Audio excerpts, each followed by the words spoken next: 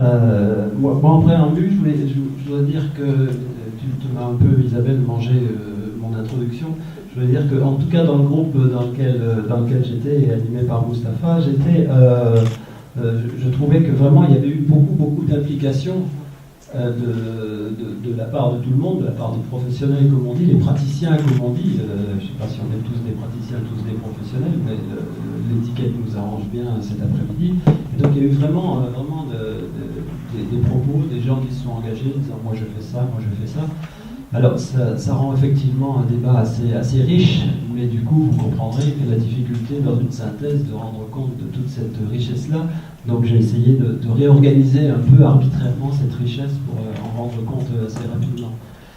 En particulier, je trouvais qu'il y avait des interventions et des regards croisés, si je peux appeler comme ça, parce qu'il y avait des représentants des financeurs, hein, je ne vais pas dire quels financeurs ici en collectif et au micro et comme c'est enregistré, mais des représentants des financeurs qui ont dit aussi leur difficulté à se positionner comme financeurs, hein, pour faire écho à ce qui se disait dans l'autre groupe. Il y avait évidemment des représentants ou des gens qui ont parlé avec une casquette de formateurs, d'intervenants, d'accompagnateurs, d'accompagnés. On a eu au moins un exemple de quelqu'un qui dit moi, ou deux personnes qui disent moi je suis accompagné, donc je vais donner le point de vue de l'accompagné. Et j'en dirai pas plus parce que ça concerne cette maison ou presque, donc je ne veux pas que ce soit enregistré non plus, mais en tout cas tous les points de vue étaient dits et j'ai trouvé ça fort richement. Voilà, alors pour essayer de réorganiser un peu, d'une part, ou en tout cas dans un premier temps, ce que je donnerais moi, c'est qu'au fur et à mesure des discussions, au fur et à mesure des interventions, s'est affinée d'une certaine manière une définition de l'évaluation qui avait été entamée par les interventions de ce matin et qui sont un peu enrichies dans les groupes. En tout cas, moi j'ai retenu, et je vous le livre comme ça, que l'évaluation est un acte très complexe avec une grosse part de subjectivité. On tombe sur l'absence de neutralité dont Hélène parlait. Voilà. Évaluer, ça aussi, cette définition s'est affinée avec l'aide d'Evelyne Charlier, c'est prendre des informations pour prendre une décision. Pardon ? Et les interpréter. Voilà.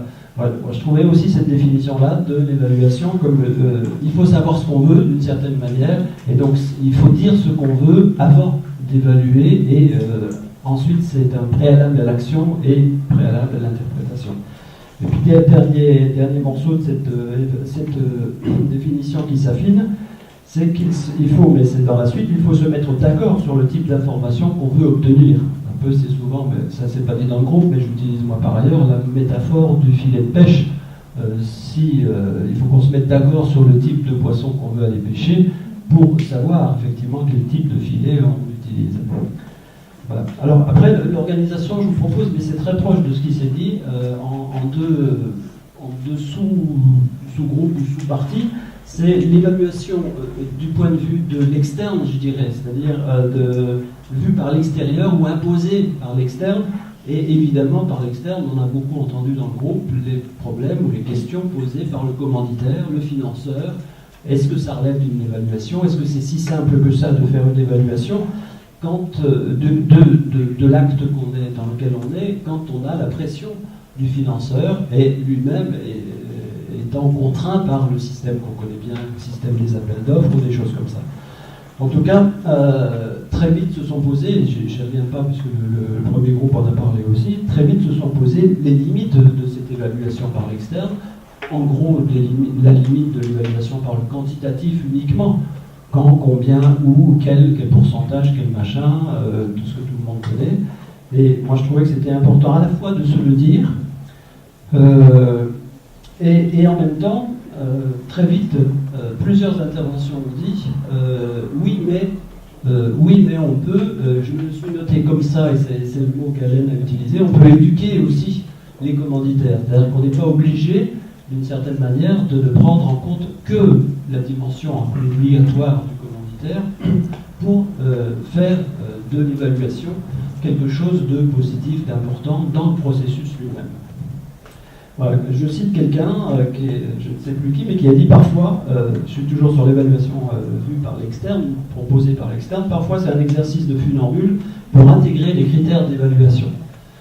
C'est posé aussi très vite, j'en parlerai tout à l'heure, le rapport au temps. Quelqu'un disait, enfin plusieurs personnes ont dit, l'inscription dans le temps, dans le temporel, le rapport au temps n'est pas si simple que ça. Très vite, très fort, les commanditaires imposent une relation au temps, l'immédiateté après l'action ou à plus 3 mois, et ça pose un certain nombre de questions sur la pertinence même de l'évaluation, voire les outils qui sont induits par cette évaluation. Et néanmoins, donc déjà plusieurs personnes disaient on peut avoir des marges de manœuvre. Et pour faire le glissement sur l'évaluation, cette fois-ci du point de vue de l'interne, sur laquelle on a beaucoup réfléchi, j'utilise aussi une citation d'Evelyne Charlier qui pour moi est extrêmement importante dans ce débat-là, donc je vous la livre comme ça, c'est il faut faire dans les évaluations la différence entre le résultat et les effets. Et je trouve que poser en termes de résultat-effet me semble effectivement moi très parlant sur cette dichotomie évaluation externe et évaluation par l'interne. Alors l'évaluation interne, dans le process lui-même, donc l'évaluation du point de vue des acteurs, de l'accompagnateur, du point de vue des accompagnés, ce qui a vraiment été mis en exergue, c'est la place du bénéficiaire. Mais on l'avait déjà évoqué ce matin, la place du bénéficiaire, c'est-à-dire associer le bénéficiaire, associer avec tous les mots qui sont allés avec, co-construire, co-quelque chose. En tout cas, il y a la place où mettre le bénéficiaire au cœur de, vous savez, cette expression qu'on utilise depuis une vingtaine d'années maintenant, depuis la réforme du système scolaire, donc le bénéficiaire au cœur du dispositif ou du process. Voilà. Il faut associer le bénéficiaire au bien commun, donc on retrouve encore des choses qui s'étaient dites ce matin, le bénéficiaire associé et le bien commun. On a fait un petit détour, mais sans trop creuser sur les valeurs. Donc on est tous, mais ça c'est souvent, on est porteurs tous de valeurs, notamment dans l'évaluation à l'interne. Et souvent ces valeurs sont implicites, donc on n'est pas allé sur le champ des valeurs, mais on a dit qu'on en avait. Donc ça nous rassure un peu. Et autre chose qui nous rassure, le bénéficiaire lui-même, puisqu'il doit être associé, on fait l'hypothèse qu'il sait lire le dispositif dans lequel il est. Il sait comprendre dans le dispositif dans lequel il est. Il n'a peut-être pas les mots pour le dire, il n'a peut-être pas la pertinence du vocabulaire qu'on utiliserait nous, mais en tout cas, il n'y a aucune raison de ne pas l'associer parce qu'il sait dans quel dispositif il est et il sait comment ça fonctionne. Voilà.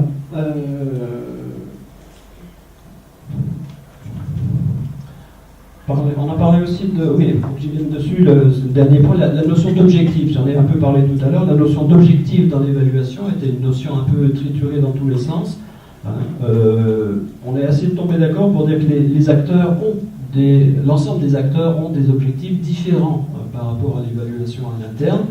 Et donc, la plupart du temps, on se trouve dans des situations évaluatives où les objectifs sont différents. Et parfois même, ils sont implicites. L'intérêt, ce serait de les expliciter, mais souvent, ils sont implicites.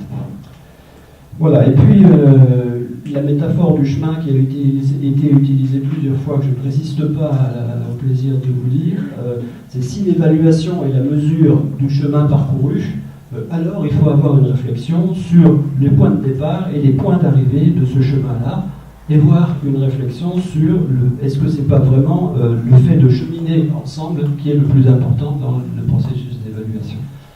Donc encore une fois, résultat, effet, l'effet étant cheminer ensemble, la mesure de comment on chemine ensemble.